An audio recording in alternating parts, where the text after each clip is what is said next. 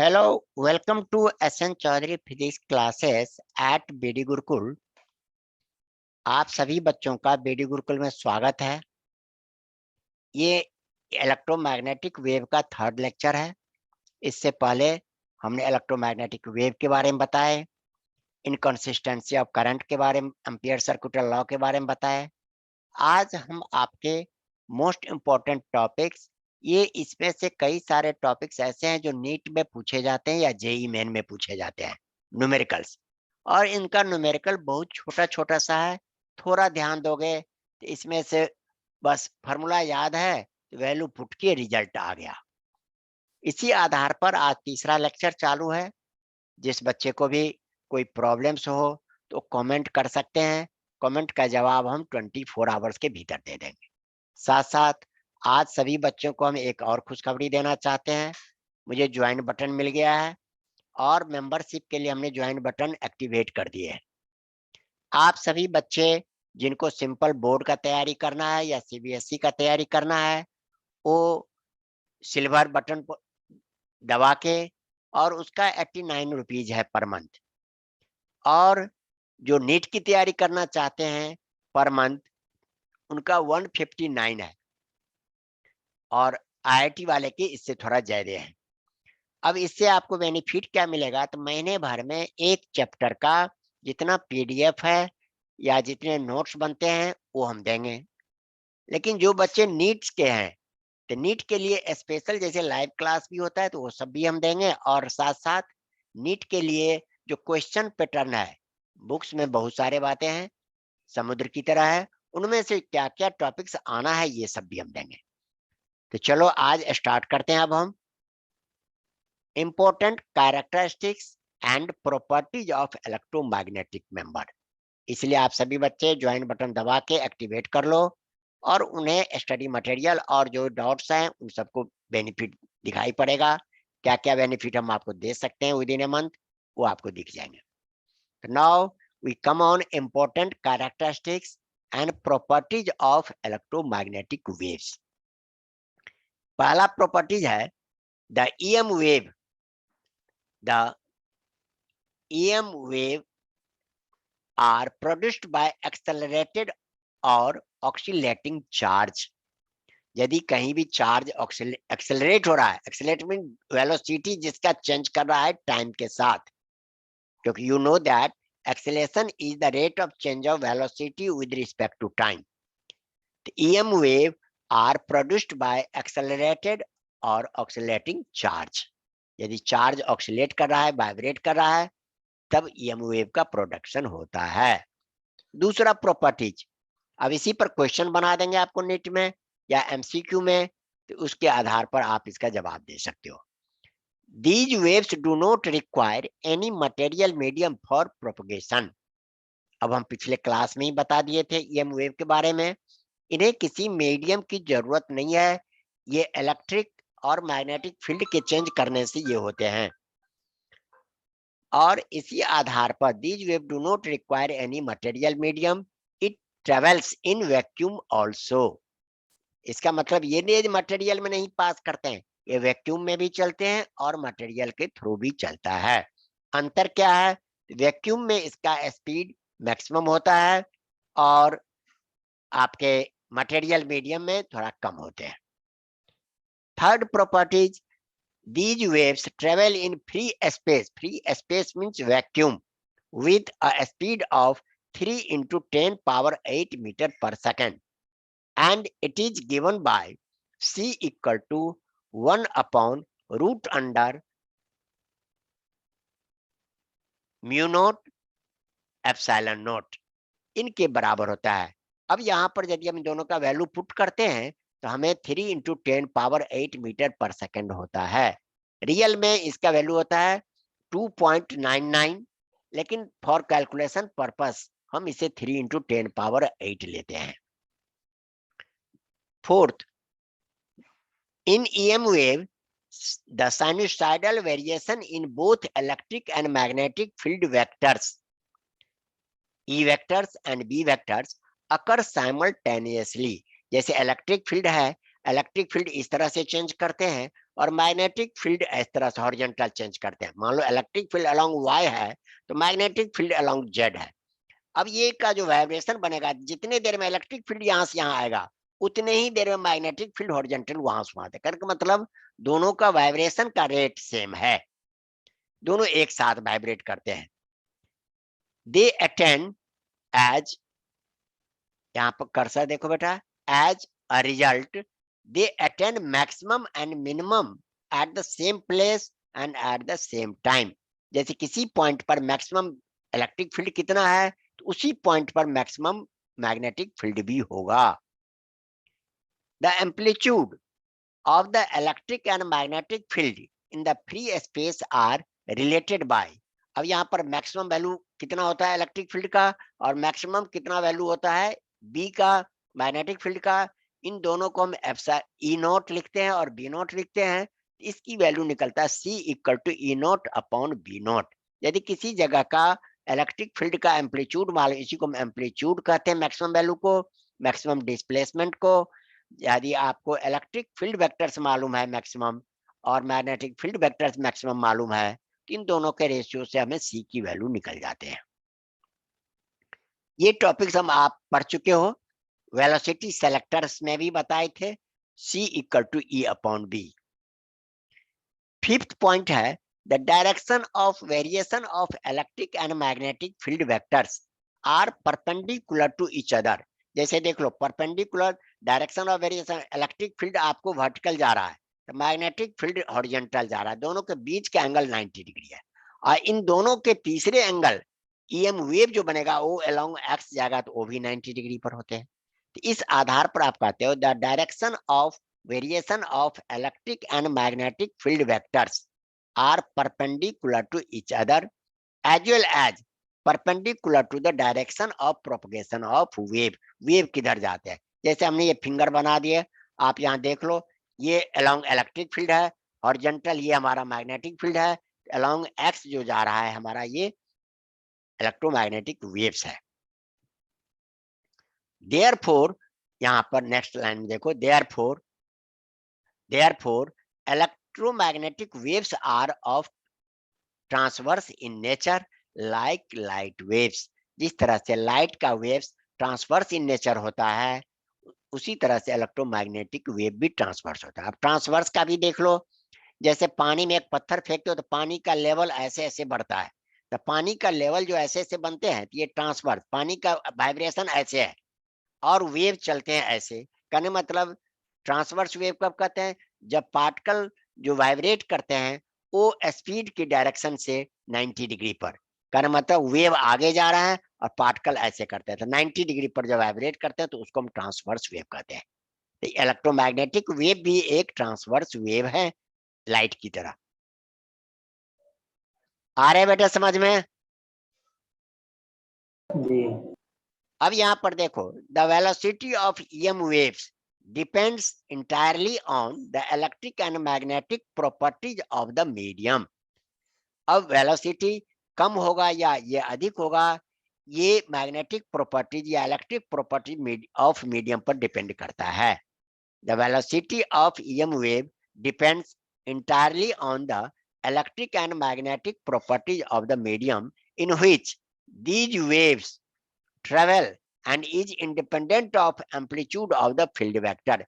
Amplitude छोटा हो या बड़ा हो इससे नहीं मतलब है, मीडियम का मैग्नेटिक प्रॉपर्टीज कितना है और इलेक्ट्रिक प्रॉपर्टीज कितना है, जिसके आधार पर आप मैग्नेटिक परमिएबिलिटी म्यू नोट लिखते हो और इलेक्ट्रिक परमिएबिलिटी एप्सिलॉन नोट लिखते हो, इस पर डिपेंड करता है। नेक्स्ट पॉइंट देखो, the velocity of EM wave, the velocity of EM waves in dielectric is less than c। अब किसी EM वेव का वेलोसिटी किसी भी डाइलेक्ट्रिक में या किसी भी मीडियम में वैक्यूम से कम होता है।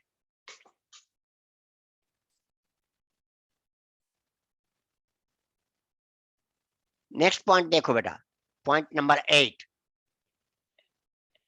ए, the EM wave carry energy. अब EM वेव की जो एनर्जी होता है carry energy which is divided equally between electric and magnetic field. अब कोई वेव चलते हैं तो उसके पास पोटेंशियल एनर्जी होगा, काइनेटिक एनर्जी होगा, जो भी एनर्जी है, ये आधा एनर्जी इलेक्ट्रिक में होता है और आधा एनर्जी मैग्नेटिक में होता है।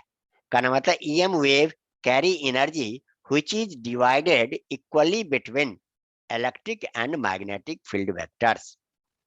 अब यहां से कई सारे टॉपिक्स मिलेंगे बेटा न्यूमेरिकल से रिलेटेड।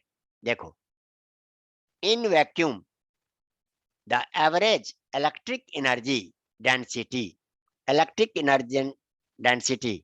अब इलेक्ट्रिक एनर्जी डेंसिटी याद करो बेटा, हम बताए थे जैसे कैपेसिटर में बताए थे, total energy half CV square upon volume. Energy density mu UE लिखे हैं, and average magnetic energy UV due to static electric field E and magnetic field B। Electric field और मैग्नेटिक फील्ड के आधार पर electric दोनों का energy हमने ये बता दिया। Which do not vary with time are given by electrical. अब यहां पर देख लो, इलेक्ट्रिकल एनर्जी कितना होता है, UE equal to half epsilon not E square, वहां का इलेक्ट्रिक फील्ड कितना है, और UV कितना होता है, तो half B square upon mu not. देखो बेटा, बुक्स में ये सब उल्टे सीधे दिए हुए हैं, बच्चे तो वहां से भी कर सकते हैं, लेकिन इसको हम एक टू द पॉइंट जितना हमें जरूरत है। अब अभी आपको हमने क्या बताए थे, जो नीट में भी और JEE में भी, यहाँ तक आते आते बच्चे इस तरह से थक जाते हैं कि उसके बाद वो इतने फॉर्मूले याद नहीं रख पाते। लेकिन अब तो आपको मौका मिल गया है, फर्स्ट टर्म में जितने टॉपिक्स आए थे चैप्टर वो नहीं आएगा सेकंड टर्म में, तो वहां पर अब आपका शुरुआत यहीं से है। इलेक्ट्रिकल एनर्जी को half epsilon not E square याद रखो, और मैग्नेटिक एनर्जी को UV, U फॉर एनर्जी लिखे हैं, half B square by mu not लिखे हैं। अब यहाँ पर दोनों energy due to both field total average energy density, किसी जगह पर यूनिट वॉल्यूम कितना टोटल एनर्जी है, तो दोनों एनर्जी को बेटा ऐड कर दो, UE प्लस UV। अब UE की वैल्यू आपने ये लिखा, UV की वैल्यू ये लिखा। अब यहां से ये आपका टोटल एवरेज एनर्जी निकल गया। अब देखो डी पॉइंट में, इन EM wave the electric and magnetic fields vary sinusoidally with space x and time t। space x में टाइम के साथ चल रहा है electric and magnetic field. so above expressions will be valid for EM wave if E and B are replaced by their RMS value। इसलिए ऊपर जो हमने एवरेज वैल्यू ये निकाले हैं, या ऊपर हमने इलेक्ट्रिक एनर्जी निकाले थे या मैग्नेटिक एनर्जी निकाले थे, इनकी वैल्यू हम कैसे निकालते हैं, सभी के RMS वैल्यू याद करो बेटा। RMS वैल्यू याद है करंट का, IRMS equal to E not upon root 2, और ERMS equal to E not upon root 2। तो अब हमारे पास जैसे यहाँ E है, E को वैल्यू हम लिख देंगे RMS मान के यहाँ पर, और इसका भी B का RMS, तो देख लो तब हमारे पास एनर्जी क्या हो जाएगा, UE equal to half epsilon E RMS square and UV equal to half B RMS square into this. यदि हम इसके RMS वैल्यू में लिखते हैं, अब यहां तक देख लिया आपने बेटा। अब देखो इसी को फिर अब टोटल में हम निकालते हैं। अब मुझे अभी हमने आपसे कहा था UE इलेक्ट्रिकल एनर्जी और मैग्नेटिक एनर्जी किसी भी पॉइंट पर इक्वल होते हैं, दोनों का यहाँ कोई कंजर्वेशन नहीं है, जहां भी होगा तो दोनों एनर्जी इक्वल।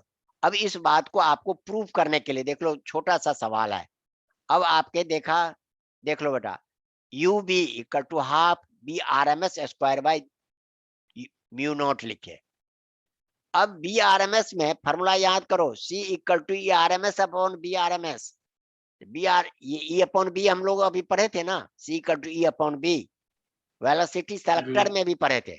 अब B RMS को यहाँ ले आओ, C को यहाँ ले जाओ, इसकी वैल्यू यहाँ पुट कर दो। तो हमने इसको किया 1/2 mu naught into B RMS को अलग कर दिया, B RMS की वैल्यू हमने E RMS square upon RMS upon C का होल स्क्वायर कर दिया। अब देख लो इससे क्या होगा, 1/2 म्यू नॉट इंटू ये हमारा होगा E_RMS square upon C square. अब इसमें से देखो कुछ कैंसिल आउट करने के लिए हमने क्या किया, C की वैल्यू हम क्या जानते हैं, 1/√अंडर mu naught into epsilon naught. अब ये सेल C की वैल्यू C स्क्वायर करेंगे तो ये स्क्वायर हट जाएगा। फिर भी हमने एक एक स्टेप किए हैं, बच्चे को यहाँ पर बुक वाले शॉर्ट कर देते हैं, उनको प्रिंटिंग खर्चा बढ़ जाएगा कम से कम में। अब इसी को यहाँ पर स्क्वायर कर दिए तो देख लो E_RMS 1/2 mu naught into E_RMS upon 1/म्यू नॉट इन एप्सिलॉन नॉट। ये उलट के ऊपर चला गया बेटा, देखो म्यू नॉट कट गया और ये हमें 1/2 एप्सिलॉन नॉट E_RMS स्क्वायर बन गया। इसी को हमने ऊपर क्या लिखे थे, म्यू ई। अब यहाँ पर देख लो इसी को हमने ऊपर म्यू लिखे थे, देख लो इसको लेके हमने चला और इस जगह पहुंच गए। इसका मतलब हमने यहाँ पर देख लो यू ई प्रूव करना था तो यू भी लेके चले और यू ई निकल गया।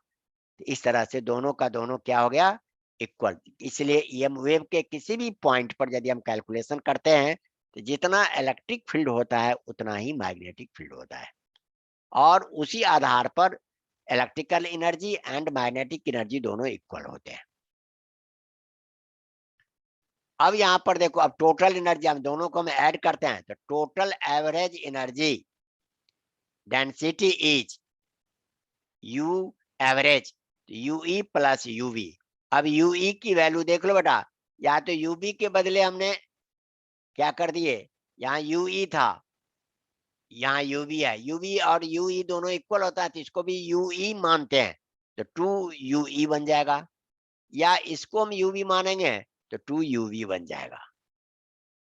अब जो भी बनते हैं इनकी वैल्यू पुट करते हो, यदि u की वैल्यू पुट करते हो तो 1/2 into 2 epsilon not E_RMS square, और इसका लिखते हैं तो 2 into 1/2 V_RMS square by this.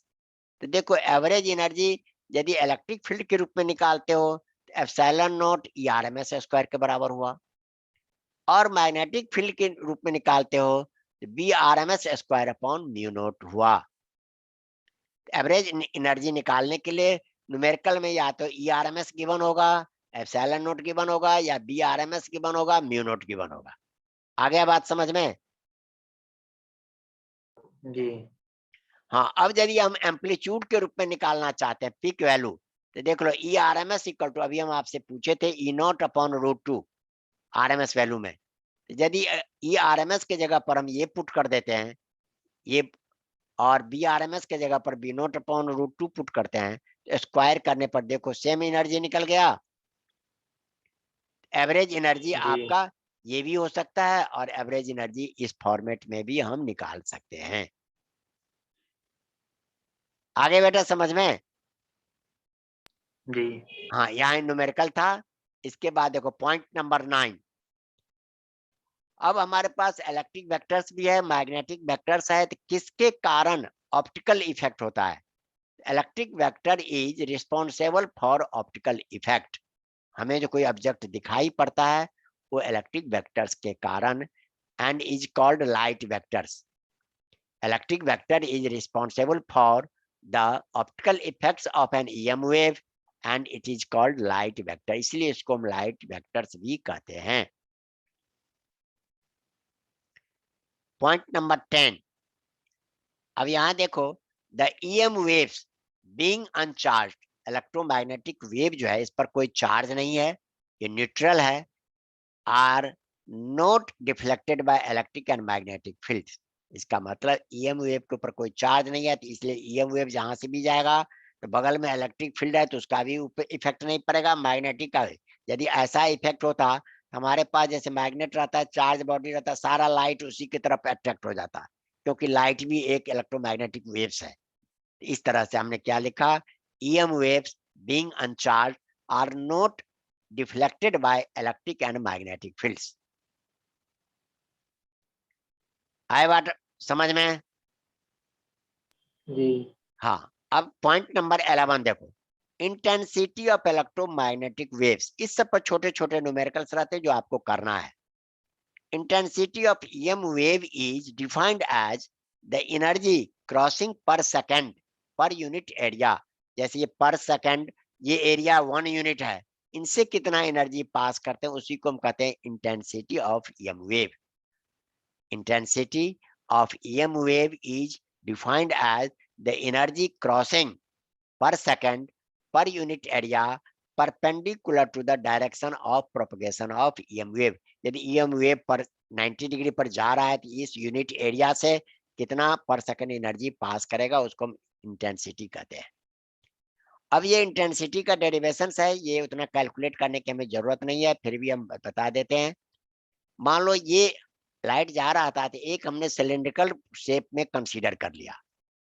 अब सिलिंड्रिकल शेप में पर सेकंड के हिसाब से ये स्पीड ऑफ लाइट है। यहां से यहां पर ये इमेजिनरी सिलेंडर है जिसका आपका लेंथ कितना हो जाएगा, distance equal to speed into time होता है बेटा। मान लो टी टाइम में, डेल्टा टी टाइम में लाइट यहां से यहां तक गया या वेव यहां तक गया, तो ये डिस्टेंस हो गया सी इंटू डेल्टा टी। अब इस इमेजिनरी सिलेंडर का एरिया ऑफ क्रॉस सेक्शन ए है हमारे पास, तो वॉल्यूम कितना हो जाएगा।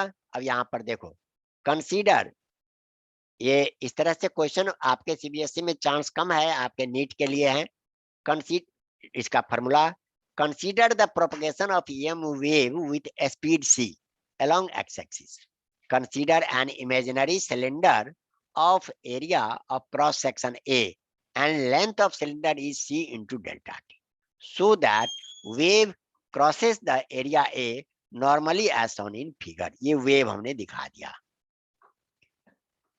Let UAV, that is average energy, be the average energy density of EM wave। अब यहां पर देखो, the energy of EM wave, total energy, U हमने कैपिटल U लिखा है, crossing the area of cross section at P normally in time delta T is energy of wave contained in cylinder of length this। इसके भीतर कितना energy है इस पर depend करते हैं। अब इसी के आधार पर देखो, तो cross section A, it is given by total energy U average, ये टोटल वॉल्यूम हो गया। ये area of cross section into length लिखते हैं ना बेटा, तो सी इंटू डेल्टा टी आपका लेंथ हो गया, इतनी टोटल एनर्जी निकल गई। U average equal to C delta T A, mass equal to volume into density. अब यदि इंटेंसिटी हम निकालना चाहते हैं, by definition intensity of EM wave eight P is total energy, आपको बताए थे पर यूनिट एरिया, ये हो गया intensity U upon A into delta T. अब यहाँ पर हम क्या जानते हैं, उसकी वैल्यू पुट कर दो। U की वैल्यू हमने यहाँ पर U average into C delta T ए लिखा, तो डेल्टा टी कट गया, ए और ए कट गया, तो इंटेंसिटी कितना निकल गया, average energy into C, where C is speed of light and UAV that is average energy. आया बेटा समझ में जी। अब इस सबका नोट्स भी भेज देंगे, don't worry. In terms of maximum electric field we have U average equal to half. यदि हम इलेक्ट्रिक फील्ड के रूप में इस फॉर्मूले को निकालते हैं, U एवरेज का वैल्यू ये पुट करते हैं, E not epsilon not in half epsilon not E not square. ये वैल्यू पुट करेंगे तो देख लो, U एवरेज की जगह जैसे ये पुट करेंगे C से मल्टीप्लाई हो जाएगा, बाकी यही रहा। लेकिन यदि इसी को मैग्नेटिक फील्ड में लिखते या ERMS के रूप में, ERMS √2 ERMS, तब आपका ये निकल गया, 2 cancel, epsilon not ERMS square into C। In terms of magnetic field में निकालते हैं तो U average equal to half B not square upon mu not, ये वैल्यू पुट कर देंगे इनटू C। अब इसमें देखते हो जितने बॉक्स के भीतर है सभी एक एक फार्मूला है और हर फार्मूले पर छोटा छोटा न्यूमेरिकल्स रहते हैं, इसमें कोई सोचने की जरूरत नहीं है, वैल्यू पुट करो रिजल्ट आ जाएगा। इसलिए ये सवाल सब हल्के हैं, लेकिन बच्चे क्या करते हैं, शुरू में तो इतने फॉर्मूले लर्न करते हैं और आगे चल के फॉर्मूले नहीं लर्न करते हैं। अब यहाँ पर देख लो 1/2 तो ये रहा, और बी नॉट के जगह पर 2b/RMS² अपॉन दिस यहाँ पर हमने लिखा है। बी नॉट स्क्वायर का मतलब 2 इंटू b/RMS²। आपके I equal to intensity 1/μ0 into b/RMS² into c, ये फॉर्मूला हो गया। अब नेक्स्ट में देखो बेटा, अब आपके आगे मोमेंटम। आप पिछले क्लास में पढ़े हो मोमेंटम क्या होता है बेटा, बताओ, याद है? मास इनटू में एक्सीलरेशन। नहीं नहीं, मास इनटू वेलोसिटी, हाँ P इक्वल टू एम भी, याद करो। जी। अब हाँ हाँ, मास इनटू वेलोसिटी हो गया। अब इसके आधार पर तब यहाँ पर मोमेंटम हम ईएम वेव का निकालते हैं। तब तो कहोगे सर लाइट भी ईएम वेव है, तब तो इसका भी मास होगा, है कि नहीं है? तो इसके मोमेंटम जी निकालने के तरीके अलग है, देख लो। The EM waves carry energy and momentum. जो भी ईएम वेव है उसमें एनर्जी भी है और मोमेंटम है। If A portion EM waves of energy you is propagating with speed c, then linear momentum of EM wave is given by P equal to U upon C। कैसे निकालेंगे बेटा? Total energy upon C speed of light से। इससे कोई formula याद रखना केवल। If incident, next में देखो, if the incident EM wave is completely absorbed by a surface, then it is delivers energy you and momentum this. कहने का मतलब, यदि किसी सरफेस पर ईएम वेव गिरते हैं या लाइट गिरते हैं और सरफेस पूरा पूरा एनर्जी उसे एब्जॉर्ब कर लेता है, तो उनसे जो मोमेंटम निकलेगा यू अपॉन सी के बराबर। अब यहाँ पर देखो, if the EM wave is totally reflected, then momentum delivered to the surface is 2 into U upon C. जैसे मोमेंटम आया, मोमेंटम का डायरेक्शन बदल गया, तो भाई फाइनल माइनस इनिशियल, फाइनल को हम पॉजिटिव मानते हैं तो इनिशियल को माइनस करके करेंगे, अब माइनस करने पर निकल जाएगा 2 into U upon C as momentum of EM wave changes from P to minus P. This, देखो बेटा फाइनल ये है, तो मान, या इसको हम मानते हैं तो P माइनस, ये माइनस रहेगा तो 2P हो गया ना, तो 2 और P की जगह पर U upon C। This shows that the EM वेव एक्सर्ट ए फोर्स। जहां मोमेंटम होगा तो फोर्स भी लगेगा। तो देखो बेटा, जैसे इससे कोई टकराते हैं तो फोर्स लगा रहा है, EM वेव टकराएगा तो वो भी फोर्स लगाएगा, लाइट गिरते हैं तो वो भी फोर्स लगाते हैं। अभी इतने छोटे लेवल पर आप लोग नहीं पढ़े हो, इसलिए आप लोगों को सरप्राइजिंग लगेगा, लेकिन this chapter is very very interesting for research. यदि आप इसको ठीक से पढ़ते हो तो रिसर्च करने का मन करेगा, आगे बढ़ने का। This shows that an EM wave exert a force on the surface on which it is incident। इसलिए जिस सरफेस पर EM वेव या लाइट वेव गिरते हैं वहां पर वो फोर्स अप्लाई करते हैं। अब इसी को क्वेश्चन बना देगा, light is incident on a surface, the surface experiences, फिर चॉइस बना देगा, force, no force, both, none. अब यहां पर क्या हो जाएगा बेटा? फोर्स हो जाएगा। आए बात समझ में? जी पॉइंट नंबर 13 देखो, रेडिएशन प्रेशर। अब प्रेशर में आप क्या जानते हो? Force upon area.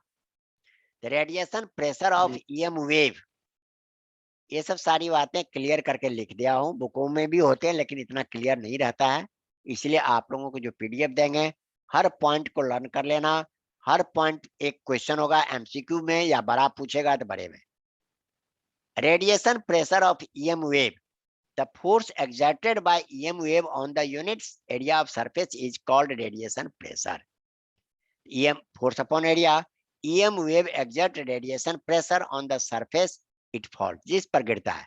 तो radiation pressure force upon area हो गया, और फोर्स को हम क्या कहते हैं? Change in momentum upon time.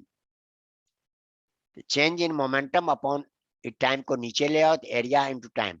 अभी चेंज इन मोमेंटम हम लोग कितना निकाले थे? 2U अपॉन C निकाले थे। अब इसी आधार पर यहां देखो, इन 1903 American scientist Nichols and hall measured radiation pressure of visible light. Visible light कहीं गिरते हैं तो उसके ऊपर कितना प्रेशर पड़ता है। जैसे हमारे हाथ पर अभी प्रेशर पड़ता है तो हाथ आगे पीछे चला सकता है। तो इन्होंने निकाला था which is found to the order of 7 into 10 power minus 6 newton per metre square. अब यहाँ पर बच्चे कह देते हैं, क्वेश्चन पूछते हैं, सर पता नहीं कहाँ से पूछ लिया। जैसे आपको पूछ दिया pressure exerted by light on a surface is order of, अब यहाँ पर चॉइसेस दे देंगे, 0 newton per metre square, 7 into 10 power minus 6 newton per metre square, 7 into 10 power 6 newton per metre square. यहाँ कंफ्यूज करने वाली बात है कि नहीं है? इसलिए यहाँ पर आपको ये जी, ध्यान देना है, ये वैल्यू सब याद रखना है। जिनको आते हैं फटाफट लिख देंगे। It means the force due to radiation pressure of visible light on the surface of area 10 centimetre square. मान लो 10 सेंटीमीटर लंबा चौड़ा एरिया पर लाइट गिरता है तो 10 से इसको मल्टीप्लाई कर देंगे। अब सेंटीमीटर को हम मीटर में कन्वर्ट करते हैं तो मीटर स्क्वायर में 10 पावर माइनस 4 से ये होगा 7 into 10 power minus 9 Newton per metre. इतना फोर्स डालते हैं। आगे बेटा समझ में यहाँ तक? जी, हाँ, अब यहाँ पर नेक्स्ट देखो पॉइंट। अब इसके अलावा यहाँ तक टॉपिक खत्म हो गया, फिर भी हम कुछ पॉइंट लिख दिए हैं। Cross product of E and be always give the direction of propagation of EM wave. दो वेक्टर को ए इंटू बी करते हैं तो तीसरा वेक्टर बनता है तो उसके 90 डिग्री पर चलते हैं। तो आप हमेशा ध्यान रखना, यदि ये y और ये z में है, ईएम वेव x में जाएगा। कभी कभी दे देते नंबर, जैसे 2i लिख देगा या 2j लिख देगा या 3k। तो आपको इनका प्रोडक्ट निकालना है और इन दोनों का जो भी रिजल्ट एंगल होगा तो ए बी साइन थीटा लिखते हो तो वैल्यू आप पुट करके निकाल सकते हो। इसलिए ई और बी जिस एक्सिस में होगा उसका तीसरा एक्सिस में क्या होगा, ईएम वेव का डायरेक्शन होगा। आगे ये बात समझ में? जी, हाँ, the ratio of omega upon K for a travelling wave is its speed. अब रेशियो ऑफ ओमेगा और के कांस्टेंट होते हैं, इनकी वैल्यू निकालते हैं तो ये हमारा होता है ट्रेवलिंग वेव का इज इट्स स्पीड। स्पीड हम निकाल सकते हैं इसकी मदद से। यहाँ तक बेटा आपके आज थोड़ा ज्यादा हो गया है और कुछ न्यूमेरिकल भी पॉइंट ऑफ व्यू से हैं, तो आप इसको ओवर कर लेना, तैयारी कर देना। आपको वीडियो अच्छा लगे, ये वीडियो नोट्स की तरह भी काम करेगा, लेक्चर की भी तरह काम करेगा। जो बच्चा दूर दराज में है इन्हें ऑन करके इसमें से लिख सकते हैं, ये उनके लिए नोट्स के साथ साथ लेक्चर का भी काम करेगा। और हर पॉइंट एक एमसीक्यू क्वेश्चन है, जो बड़ा है वो आपका शॉर्ट आंसर या वेरी शॉर्ट आंसर क्वेश्चंस में आते हैं, इसमें से कोई लॉन्ग आंसर क्वेश्चंस नहीं आता है। ये तीसरा लेक्चर आज फिनिश हुआ है। आपको अच्छा लगे लाइक सब्सक्राइब शेयर जरूर करना। साथ साथ हमने ज्वाइन बटन दे दिए हैं। जो बच्चा सीबीएसई का है तो वो आपको सिल्वर बटन दबाएंगे, ज्वाइन करेंगे। जो बच्चा नीट का है तो वो गोल्ड वाला बटन दबाएंगे और जो बच्चा आईआईटी जेई का है तो डायमंड वाला दबाएंगे। इनके ऊपर ये लेक्चर तो जाएगा ही जाएगा सबसे पहले। साथ साथ उन्हें जरूरत पड़ने पर हम कॉल पर भी बात कर सकते हैं, उनके डाउट क्लियर कर सकते हैं। और साथ साथ उनको यदि नोट्स की जरूरत पड़ेगा और हम यहाँ से नोट डिलीवर करेंगे, नीट के लिए अलग से, जेई के लिए अलग से। ये चार्जेस जो हैं जो भी लगेंगे वो फॉर 1 मंथ है। Thank you.